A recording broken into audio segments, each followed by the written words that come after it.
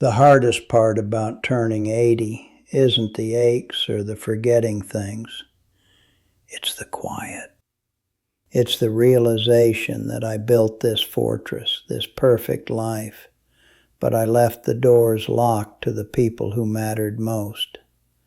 You see, I spent 30 years being the authority, the rule setter, the chief disciplinarian. I thought that was my job. I thought that's what a good father did. Now, my children, Anthony and Rachel, they respect me, oh yes. They are well-behaved, successful adults, but they don't know me, and I certainly didn't know them. The silence in this house is the sound of all the conversations we never had, because I was too busy managing the schedule. When I was young, my father was strict but inconsistent. I swore I'd be better. I vowed I would read the manuals. I would have structure, consistency, and clear boundaries. I researched everything. I followed the books, chapter and verse, on chores, homework timetables, and acceptable television hours. I wanted to eliminate uncertainty for them. I believed love was providing safety and structure, not necessarily connection. It seemed like the responsible way to parent. Decades ago, we didn't talk about emotional intelligence. We talked about discipline. And I was a master of discipline. I remember Anthony once came home in tears after failing a test in 5th grade. He was terrified. I didn't hug him or ask him about his feelings. I immediately sat him down and created a remedial study plan. I told him, "Crying doesn't solve the problem, son. Effort solves the problem." I saw his failure as a scheduling issue, a problem to be fixed with more effort and rules. I missed the point entirely. He wasn't looking for a tutor. He was looking for reassurance that his worth wasn't tied to an algebraic equation. He wanted his father to be a safe place, and I gave him a whiteboard instead. My wife, Constance, she tried. She was the one who laughed, who let them skip chores for an impromptu backyard campout. She'd look at me and say, "Henry, let them be children sometimes." But I always countered with the fear, if we let the standards drop now, they'll never learn the value of hard work. I worried that one moment of unstructured play would derail their future success. I saw Constance as the fun distraction, and I saw myself as the necessary anchor. We were a team, but I was the stern captain, always worried about storms that might never come. The rules became a shield. When Rachel was a teenager, she had a small falling out with a friend. It was deeply upsetting to her. She came into my study, and I sensed she was on the verge of opening up about something real, something messy. But I immediately launched into a lesson about choosing your friends wisely and maintaining an appropriate social circle. I turned her pain into a lecture on character development. She just nodded quietly, thanked me, and walked out. That was the last time she truly came to me with a problem she couldn't solve herself. I closed that door for her. When they went off to college, the house got quiet. I remember standing in Anthony's immaculate, organized room after he left. Everything was perfectly squared away, just as I had taught him, and I felt nothing but emptiness. The structure was gone. The purpose of my rigid rules vanished overnight. It was then I realized I hadn't been preparing them for life. I had been preparing them to leave. I created efficient, well-oiled young adults who were ready to get out and find freedom far away from the rule book I enforced.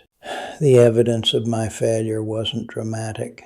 There wasn't a huge fight or a shouting match. It's subtle, like dust settling. When they visit now, the conversations are polite, surface level. We discuss the grandchildren, the weather, my health. But if I try to ask about their actual struggles, their fears, or their dreams, they politely change the subject. They're still giving me the report card, the update on the schedule. They never learned how to be vulnerable with me because vulnerability was never sanctioned in my home. It was seen as inefficient. I often think about the time I wasted, the 2 hours I insisted Rachel spend studying vocabulary instead of helping her build that complicated model plane she was so excited about. The countless Sunday afternoons I spent drafting chore charts instead of just sitting and listening to Anthony talk about his favorite video game. That was his world, and I refused entry because it wasn't productive. Time is the currency of connection, and I hoarded mine, spending it only on tasks I deemed essential for their future success. I prioritized their careers over their hearts. They call reliably every Sunday evening. That's the rule. But the calls are short, 15 minutes maximum. And I hear the shift in their voice, the slightly formal tone they reserve only for me.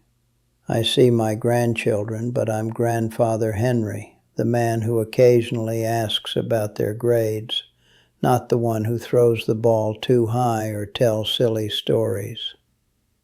I miss the window to transition from authority figure to confidant. Once that window closes, it doesn't just reopen when you hit your 80s and suddenly decide you want a friend. I tried to raise perfect children because I was terrified of their imperfection reflecting on me.